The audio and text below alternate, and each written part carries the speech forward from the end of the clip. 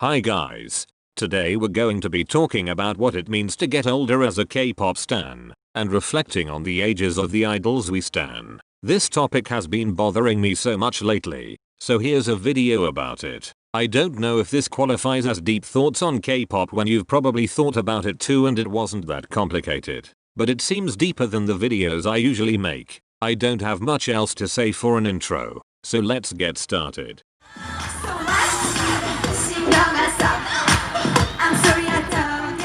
I got into K-pop a few years ago now in late 2017. I am not sure if that is less than the average person in the K-pop YouTube community, but I assume it is. I am a teenager now, and I was back then too, but I think my mind was so different back then. I never thought about idols' ages because it always seemed to me that they were all adults. And to a kid, yeah, the 20-somethings that are a majority of K-pop idols do seem pretty old. The kid mindset is that everyone between the ages of 18 and 50 is in the same stage of life and they are equally knowledgeable. Of course this is not true, but that's what you think when you're a kid. So I looked up to these idols as accomplished grown-ups. I would think, when I grow up, I want to be as successful as those K-pop idols. I didn't really process that the age difference between those idols and I was only around 10 years old. I also assumed that all newly debuted groups were still a lot older than me, since I was not into K-pop enough to really compare the debut dates of groups I liked and groups which newly debuted. To me, all groups were just groups. They had been there since forever and they would be there for forever. I kept up this mindset until mid-2018 when I got into Twice enough to go ahead and watch 16. I knew that Shui was Twice's maknae and that she was quite young on the show, but I didn't realize until actually watching it that at the time, she was literally 16 in Korean age, which is 15 in international age. Then came Produce 48, with Won Young, who was literally a child when she went on the show, and she ended up winning the whole thing. Watching these two shows made me realize that when idols debut, they are usually teenagers, not adults. Fast forward to a couple of years later, and idols are debuting at much younger ages and I myself am now much older. I'm now at a point where most of the idols debuting these days are around my age or a little bit older. I've also gotten more into K-pop, which means that looking at a group's profiles and therefore their ages is becoming a regular occurrence for me. All of a sudden, I can't help but notice an idol's age as soon as I find out about them.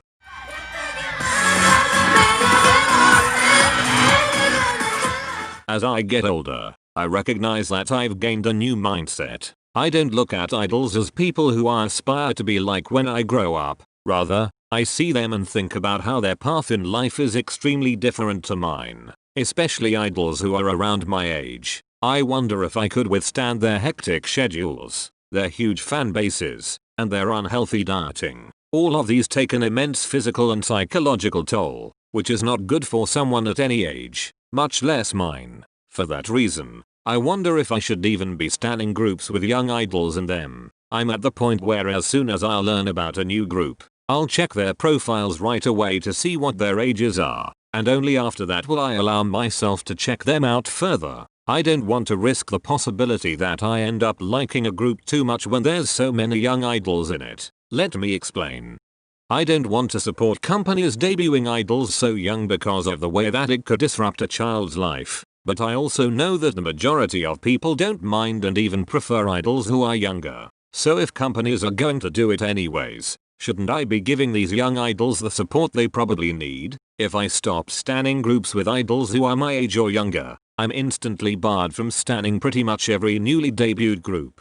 I see this happening with older K-pop stans. Stans who are older, actually adults, seem to stan mostly second-gen groups, even if they only got into K-pop recently. I think this may be because they feel uncomfortable stanning people younger than them, especially when it comes to opposite gender stanning. It's almost creepy at that point. Just look at the old guy fans of Twice, who make up the majority of Twice's money-spending fanbase. That is creepy as hell, and Twice are all adults by now. It gets even worse when you watch the stages of newly debuted girl groups, most of whom are underage, and listen to their fanchants being overwhelmingly male. If I was an idol, I wouldn't feel comfortable with that at all.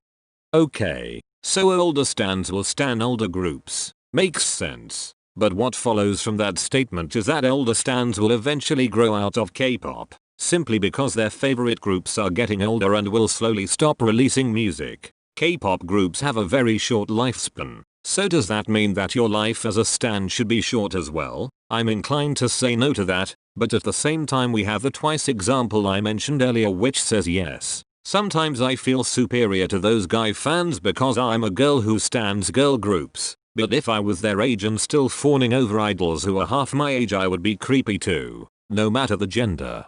Being an older K-pop stan means that K-pop takes the back seat. Adults have lives to attend to. They may have more disposable income, but they don't have nearly as much disposable time. So I wonder what will happen to me as I get older as a K-pop stan. I already think that I am a totally different person than I was a few years ago, and I'm still a teenager. I don't even have adult responsibilities to attend to. In a few years, I guess I will again be a totally different person than I am today. Will I fall out of K-pop? Or will I still be equally invested? Would I be willing to stan groups with idols younger than me? Only time will tell.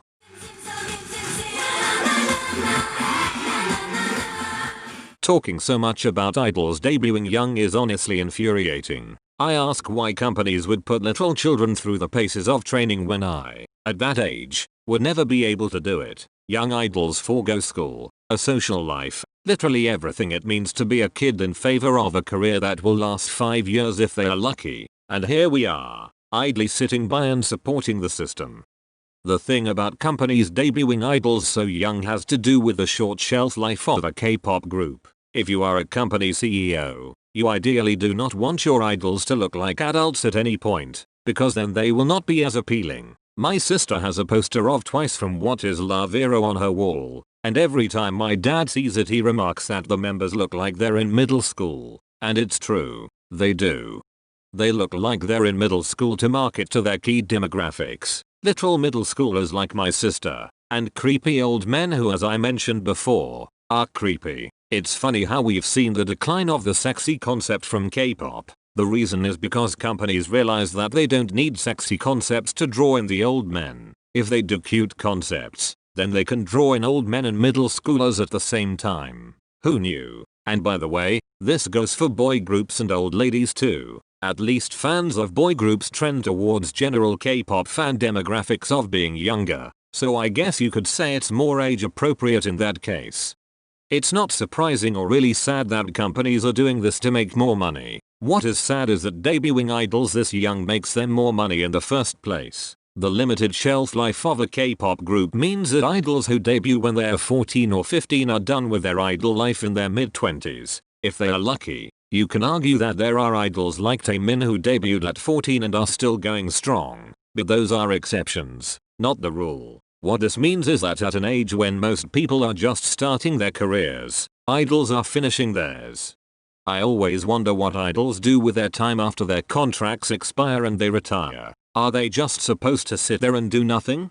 Do they become judges on survival shows, or maybe even contestants? That's only a tiny percentage of idols who are still in the industry in some form. I assume that the rest of them choose to live a quiet home life, maybe go to college or something. Goodness knows that after being an idol for so many years they probably want a break. Is the experience of being an idol at such a young age worth spending the rest of your life doing something completely different?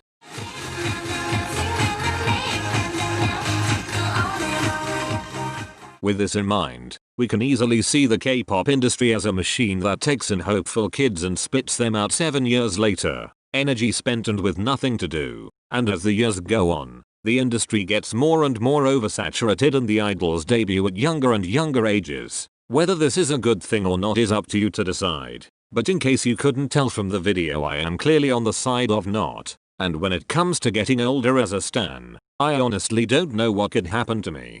There are so many things I would like to say that I would do. I would like to say that I will only stan idols older than me. I would like to say that I will eventually grow out of K-pop and get on with my life. But I'll look at how much I enjoy K-pop now, and that's why I can't definitively say those things. I don't know if committing to those statements will be worth the fun I could miss out on. It ultimately comes down to what you want to do with the system. Work with it or against it. It's up to you. That's all I've got for today. I'm sorry if the video is a bit long and also maybe jumbled, because I just put down my thoughts right as they came out of my head. I hope you enjoyed it, and I'll see you in the next one.